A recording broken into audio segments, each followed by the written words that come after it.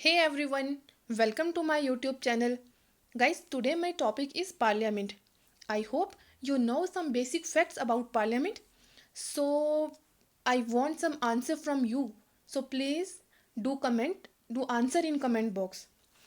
My first question is, what do you understand the term Parliament? Where it is located? How much distance is from Rashtrapati Bhavan to Parliament? When its construction started, who designed the structure building of parliament and all. And please guys do participate. अगर participate करोगे तो सारी चीज़ें जो recall भूल गई होंगी वो रिकॉल करना इजी हो जाएगा। वैसे भी हम इंसाइक्लोपीडिया तो है नहीं जो सारी चीज़ें दिमाग में होंगी। तो हो सक मैंने क्वेश्चन पूछा है तो उस क्वेश्चन को सर्च करो या जिनको आता है तो वो कमेंट बॉक्स में कमेंट कर लो।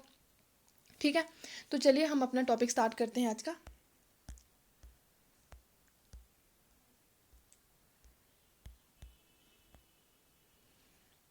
ये तो पार्लियामेंट क्या है हमारे पास। सबसे पहले तो जो पार्लियामेंट है वो आर्टिकल 79 से लेके 122 तक डील करते हैं और पार्ट 5 में आते हैं। ठीक है, पार्ट 5 ऑफ द कॉन्स्टिट्यूशन क्या डील करता है पार्लियामेंट के बारे में। 79 से 122 इसी में सारा कॉम्पोजिशन, ड्यूरेशन, ऑफिसर क्या, प्रोसीजर क्या है, क्या प्रिविलेजेस हैं, क्या पावर है पार्लियामेंट की, वो सब इसमें बता रखी हैं। तो ये आर्टिकल भी एक बार गो थ्रू हो जाइए। फिर आता है हमारे पास पार्लियामेंट क्या है। एक सुप्रीम लेजिस्लेटिव बॉडी है किसकी, इंडिया की। तो लेजिस्लेटिव बॉडी क्या होती है, लॉ मेकिंग बॉडी, जो कानून बनाते हैं। ठीक है, तो पार्लियामेंट के 3 फंक्शन है। एक है रिप्रेजेंट करेगा इलेक्टोरेट्स को, मेकिंग लॉज और ओवरसीइंग द गवर्नमेंट। इसको वेस्ट मिनिस्टर भी बोला जाता है क्योंकि हमारा जो पार्लियामेंट्री सिस्टम है ना वो ब्रिटिश पार्लियामेंट पे बेस्ड है। हमने ब्रिटिश पार्लियामेंट से ही कॉपी करा हुआ है वेस्ट हमारा ये जो पार्लियामेंट्री सिस्टम है। सो ब्रिटिश का जहाँ पार्लियामेंट लोकेटेड है ना वो वेस्ट मिनिस्टर है। एक जगह है, ये वेस्ट मिनिस्टर जगह है कहाँ पर, लंदन में, जहाँ पर ब्रिटिश का पार्लियामेंट लोकेटेड है। इसलिए हम अपने वाले पार्लियामेंट को भी वेस्ट मिनिस्टर बोलते हैं। ठीक है, अब आता है हमारे पास ऑर्गेनाइजेशन। ऑर्गेनाइजेशन क्या है, कंसिस्ट ऑफ 3 पार्ट। पार्लियामेंट के 3 पार्ट हैं। कौन कौन, फर्स्ट है प्रेसिडेंट, सेकंड है काउंसिल ऑफ स्टेट जिसको राज्यसभा बोलते हैं, थर्ड है the house of people, Lok Sabha. Guys 1954 तक इनको ना इंग्लिश नेम से ही जाना जाता था, council of state and house of people. 1954 में हिंदी नेम को अडॉप्ट किया गया था। तो अब ये राज्यसभा एंड लोकसभा है। ठीक है, राज्यसभा के और भी बहुत सारे नाम हैं, जैसे कि अपर हाउस बोलते हैं, सेकंड चैम्बर बोलते हैं और हाउस ऑफ एल्डर बोलते हैं। और फर्स्ट टाइम रिप्रेजेंट हुआ था ये रिप्रेजेंट करता है स्टेट एंड यूटीज़ को। ठीक है, स्टेट एंड यूटीज़ को रिप्रेजेंट करता है राज्यसभा। और फर्स्ट कॉन्स्टिट्यूट हुआ था 1952 में। और ये एक परमानेंट बॉडी है। कभी कभी क्वेश्चन भी आया होता है कि ये क्या है जो राज्यसभा है, is a subject of to dissolution. तो ये सब्जेक्ट ऑफ डिसोल्यूशन नहीं है क्योंकि परमानेंट बॉडी है, इसको डिसॉल्व नहीं किया जा सकता। सेकेंड है लोकसभा। लोकसभा को फर्स्ट चैम्बर भी बोलते हैं, पॉपुलर हाउस भी बोलते हैं। और ये रिप्रेजेंट करता है पीपल ऑफ इंडिया को, ये लोगों को रिप्रेजेंट करता है, ये स्टेट एंड यूटीज़ को रिप्रेजेंट करता है। और लोकसभा एक परमानेंट बॉडी नहीं है। इसका नॉर्मल टेन्योर जो है वो 5 ईयर का है। और from the date of first meeting, जब जनरल इलेक्शन के बाद फर्स्ट मीटिंग होती है तब से स्टार्ट हो जाता है, और ऑटोमेटिकली 5 ईयर के बाद डिजॉल्व हो जाता है। और एक कंडीशन में डिजॉल्व नहीं होता है, अगर तो वो हो जाएगा, नेशनल इमरजेंसी लगी होगी ना तो फिर डिजॉल्व नहीं होता है। एक टाइम, एक साल के लिए, 1 ईयर के लिए एक्सटेंड कर दिया जाता है। तो गाइस अभी तक हमारे देश में कितनी नेशनल इमरजेंसीज लगी हैं और कब कब लगी हैं और किस प्राइम मिनिस्टर के ड्यूरेशन में लगी हैं, तो प्लीज़ कमेंट बॉक्स में वो भी बताइए। यहाँ तक समझ आ गया, फर्स्ट स्लाइड कंप्लीट हो गई। नेक्स्ट है कॉम्पोजिशन ऑफ राज्यसभा। कॉम्पोजिशन क्या है, मैक्सिमम स्ट्रेंथ इसकी 250 रखी गई थी, आउट ऑफ विच इसमें जो 238 जो है वो रिप्रेजेंट करेंगे स्टेट एंड यूटीज़ को, और 12 जो है वो नॉमिनेट करेंगे, प्रेसिडेंट नॉमिनेट करेगा उनको art, literature, science and social work में से। ठीक है, तो हो गए 238 एंड 12 हो गए 250। अभी का प्रेजेंट सिनेरियो बताना कि अभी जो है राज्यसभा और लोकसभा में कितनी कितनी स्ट्रेंथ है। मैं ये क्वेश्चन पूछ रही हूँ, ये मैंने सिर्फ बताया कि कितनी लिमिट फिक्स की गई हुई है। और जो 4th शेड्यूल है ना कॉन्स्टिट्यूशन का, वो डील करता है allocation of seats in the Rajya Sabha to the state. ये वाले शेड्यूल वाले क्वेश्चन भी आते हैं एग्जाम में कि कौन सा जो है शेड्यूल जो डील करता है एलोकेशन ऑफ सीट्स, तो वो हमारे पास 4 है। फिर आता है हमारे पास कॉम्पोजिशन टू लोकसभा। ये जो है ना 12 पीपल को नॉमिनेट क्यों किया जाता है प्रेसिडेंट के द्वारा, मतलब इसके पीछे का जो भी रीज़न होगा, ये फ़िलहाल तो ये रीज़न कहा जाता है कि प्रिंसिपल ऑफ नॉमिनेशन ये है कि इमिनेंट जो पर्सन होते हैं उनको राज्यसभा में प्लेस मिल जाए और without going through the process of election, उनको इलेक्शन में पार्टिसिपेट ना करने पड़े एंड ऑल। और एक चीज़ इसी नॉमिनेशन पे ना एक मेरा क्वेश्चन भी याद आ गया।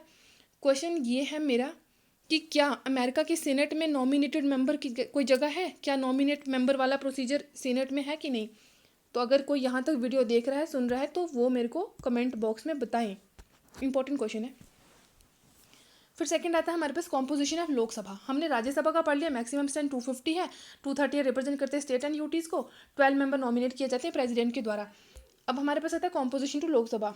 इसमें मैक्सिमम स्ट्रेंथ 552 है, इसमें से 230 जो है वो रिप्रेजेंट करता है स्टेट को और 20 लोग रिप्रेजेंट करते हैं यूटीज़ को, और 2 मेंबर जो है उनको नॉमिनेट किया जाता था प्रेसिडेंट के द्वारा एंग्लो इंडियन कम्युनिटी से।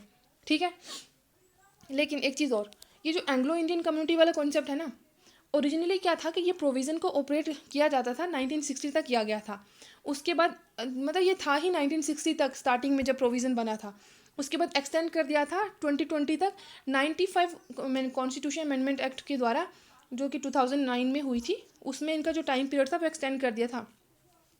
लेकिन अब क्या हुआ, इन जैन 2020 में एंग्लो इंडियन की जो रिजर्व सीट्स है ना इंडिया में, उसको डिसकंटिन्यू कर दिया है किसके, 126 कॉन्स्टिट्यूशन अमेंडमेंट बिल, ठीक है, एक्ट नहीं बोल रही हूँ, 126 कॉन्स्टिट्यूशन अमेंडमेंट बिल के द्वारा इसको डिसकंटिन्यू कर दिया है। और वो अनेक्ट किया था 104 कॉन्स्टिट्यूशन अमेंडमेंट एक्ट, जो कि 19 में हुआ था। ठीक है, अब ये जो है एंग्लो इंडियन कम्युनिटी वाला, ये डिसकंटिन्यू हो गया है।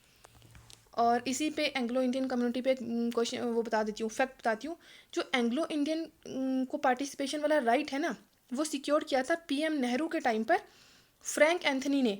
और फ्रैंक एंथनी कौन थे? ऑल इंडिया प्रेसिडेंट थे, all India Anglo Indian association के प्रेसिडेंट थे। इन्हीं के रिकमेंडेशन पर पीएम नेहरू ने इनको जगह दी थी लोकसभा राज्यसभा में, लोकसभा में। ठीक है, समझ आया? अब हम चलते हैं थर्ड। अब हम थोड़ा कंपैरेटिव वे में देखेंगे। जो हमारा पार्लियामेंट है ना, उसमें लोकसभा राज्य बाई कैमलिज्म है, दो है, एक house, upper house, lower house. तो वैसे ही बाकी कंट्रीज़ में भी है, बट अलग अलग नॉमेनक्लेचर से है। तो हम यूएसए में देखते हैं।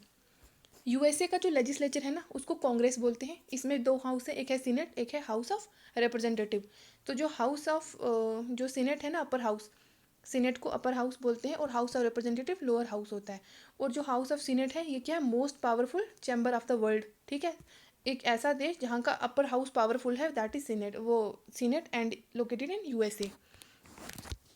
Now second is UK legislature. जो यूके का लेजिस्लेचर है उसको भी पार्लियामेंट बोलते हैं, हमारा यहीं पर बेस्ड है। यहाँ के जो हाउस ऑफ, यहाँ का जो राज्यसभा है ना, उसको हाउस ऑफ लॉर्ड बोलते हैं, अपर हाउस, और लोअर हाउस को हाउस ऑफ कॉमन। तो यहाँ से याद भी रखते हो, लॉर्ड लॉर्ड लोग बड़े ही होते हैं ना, तो बड़े लोगों का घर है ये अपर हाउस, बड़े लोग हैं। और हाउस ऑफ कॉमन, कॉमन मतलब नॉर्मल इंसान, हम जैसे लोगों जैसे कॉमन मैन, तो उनका लोअर हाउस है। थर्ड है फ्रांस का लेजिस्लेचर जो है, वहाँ पे भी पार्लियामेंट है, वहाँ पे सीनेट है और नेशनल असेंबली है। इसका भी सीनेट है और इसका भी सीनेट है। ये भी अपर हाउस है, नेशनल असेंबली लोअर हाउस है। ठीक है, और फोर्थ है जापान का लेजिस्लेचर। जापान के लेजिस्लेचर को डाइट बोलते हैं, और डाइट में हाउस ऑफ काउंसलर होते हैं और हाउस ऑफ रिप्रेजेंटेटिव होते हैं। House of councillor upper house हो गया, house of representative lower house हो गया। आई होप आपको समझ आ गया होगा। ये पार्लियामेंट का जो टॉपिक है बहुत लेंथी टॉपिक है, तो मैं छोटा छोटा कुछ ऐसी बेसिक्स इन्फॉर्मेशन आपको दे रही हूँ। तो कल का भी जो मेरा टॉपिक रहेगा वो भी पार्लियामेंट पर ही रहेगा। तो आई होप आपको समझ आ गया है। समझ आ गया है तो लाइक, शेयर और सब्सक्राइब जरूर कीजिए। Thank you.